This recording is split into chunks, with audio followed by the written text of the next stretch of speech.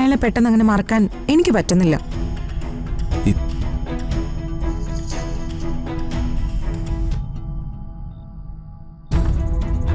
ഇവളിത് എന്ത് ഭാവിച്ച എന്റെ ദൈവമേ.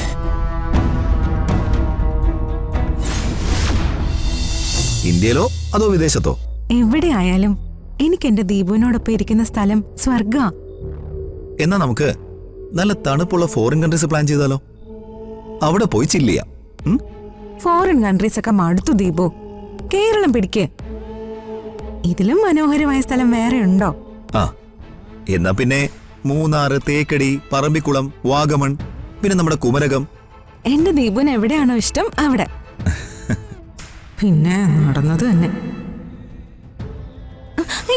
Don't touch. വടസാവിത്രി വ്രതം. തേങ്ങാ കൊല ഒരു വട മസാല ദോശ വ്രതം. അല്ല ഇവളിനി ഉടായിപ്പാണോ?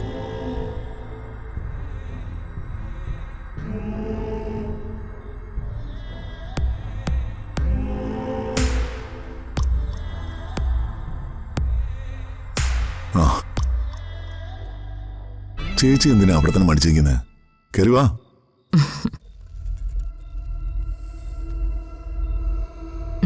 നീ എന്തോ എഴുതിക്കൊണ്ടിരിക്കുവായിരുന്നില്ലേ? വല്ല നോവലോ നീണ്ട കഥയോ ആണെങ്കിൽ അതിന്റെ ഒഴുക്കങ്ങ് നഷ്ടപ്പെടില്ലേ? നോവല് നീണ്ട കഥയോ? അത് ഞാനോ? ആ ഒരു ആത്മകഥ എഴുതണമെന്നുണ്ട്. വരട്ടെ, അതിനുള്ള സമയമൊന്നും ആയിട്ടില്ല. നീയേ ആത്മകഥ എഴുതണം, അത് അത്യാവശ്യമാ. ഭാര്യയുടെ കാര്യം മാത്രം എഴുതാതിരുന്നാ മതി. അതുമാത്രമല്ലേ ഒരു നാറ്റക്കേസുള്ളൂ. അല്ല ചേച്ചി വന്നെന്തിനാ? എന്തോ ഒരു കാര്യമുണ്ടല്ലോ. അത് ദീപകിന്റെ കല്യാണം കഴിഞ്ഞിട്ട് കുറച്ച് ദിവസമായില്ലേ? അവനെ അവളെയും കൂടി നമുക്കൊരു ഹണിമൂൺ അയക്കണ്ടേ? നല്ല കാര്യമാ. അവര് വല്ല സ്ഥലവും പ്ലാൻ ചെയ്യുന്നുണ്ടോ? അവന് വിദേശത്തൊക്കെയാ നോട്ടം. പക്ഷേ പെണ്ണൊരു പഴഞ്ചൻ ടൈപ്പാ.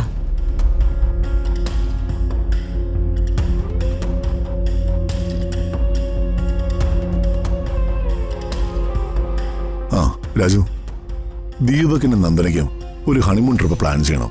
അത് എങ്ങോട്ട് വേണം? അത് അവരല്ലേ സാർ പ്ലാൻ ചെയ്യണ്ടേ? ഈ കുളു മണാലിയിലേക്കായാലോ?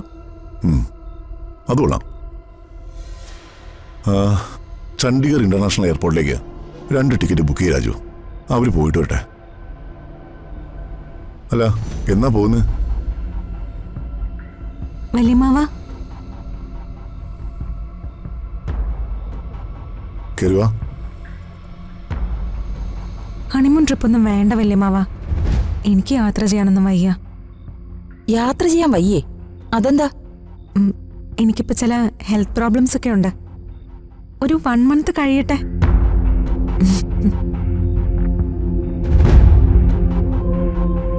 ദീപകിനും അതും ഇത് ശാപമാണല്ലോ. ശ്രീമതി ദിവ്യ ശാപമായിരിക്കും സാറേ.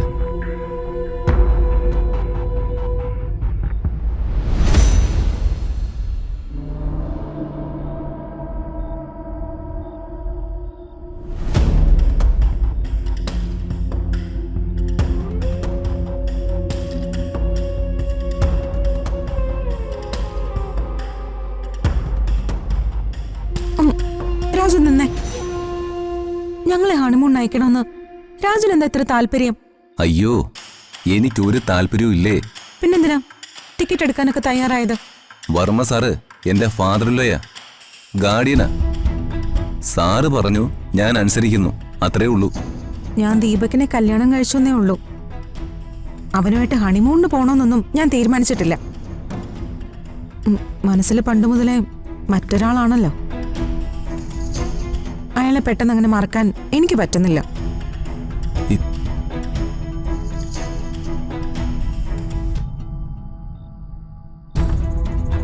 ഇവളിത് എന്ത് ഭാവിച്ച എന്റെ ദൈവമേ.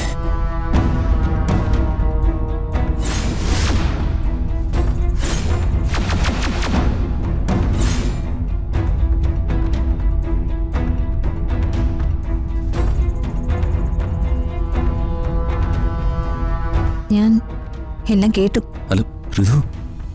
കൊള്ളാം. എല്ലാം വളരെ നന്നാവുന്നുണ്ട്.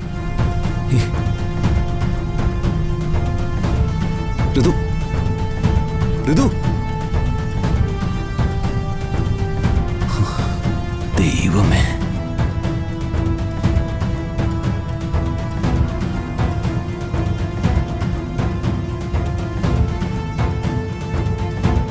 താൻ ആരാ? ഇതെന്റെ വീടാ.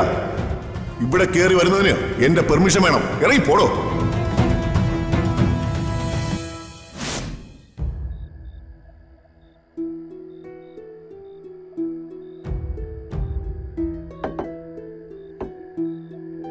വേണുവേട്ടൻ അക്കാര്യം ഓർത്ത് ഇപ്പോഴും വിഷമിച്ചിരിക്കുകയാണോ?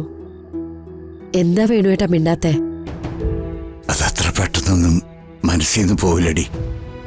അതൊരു നല്ല മുറിവ് തന്നെ. വിട്ടുകള വേണുവേട്ട. മനസ്സിന് വിഷമം ഉണ്ടാക്കുന്ന കാര്യങ്ങൾ ഓർക്കാതിരുന്ന അത്രയും നല്ലത്. ആ പത്മാവതി മേഡം വേണുവേട്ട. ഹലോ,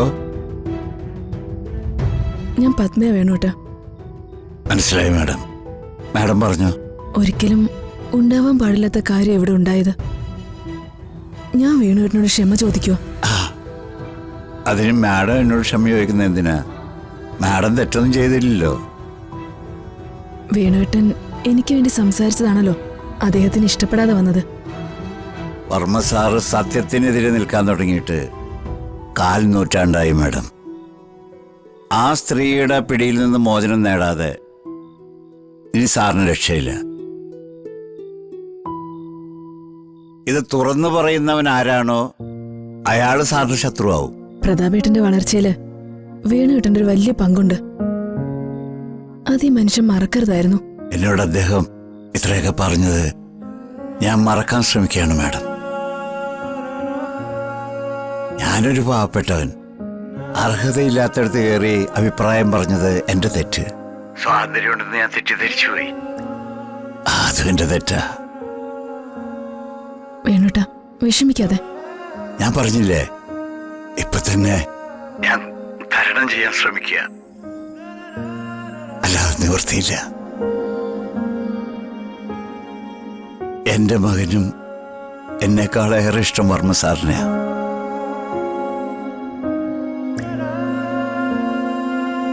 ഒരു സമയത്ത് അതിലൊക്കെ വല്ലാതെ സന്തോഷിച്ചവനായി വേണു. ഞാൻ സ്നേഹിക്കാൻ മാത്രമേ പഠിച്ചിട്ടുള്ളൂ മാഡം. എന്താ വേണുവേട്ടാ? അങ്ങനെയുള്ള സാഹചര്യങ്ങളിൽ തെറ്റെന്റെ ഭാഗത്താണെന്ന് ഞാൻ ഉറപ്പുവരുത്താൻ ശ്രമിക്കും. അപ്പോ മനസ്സിനൊരു സമാധാനം കിട്ടും. എന്നോട് വർമ്മ സാറ് പറഞ്ഞതൊക്കെ മാഡം അങ്ങ് വിട്ടേക്ക്.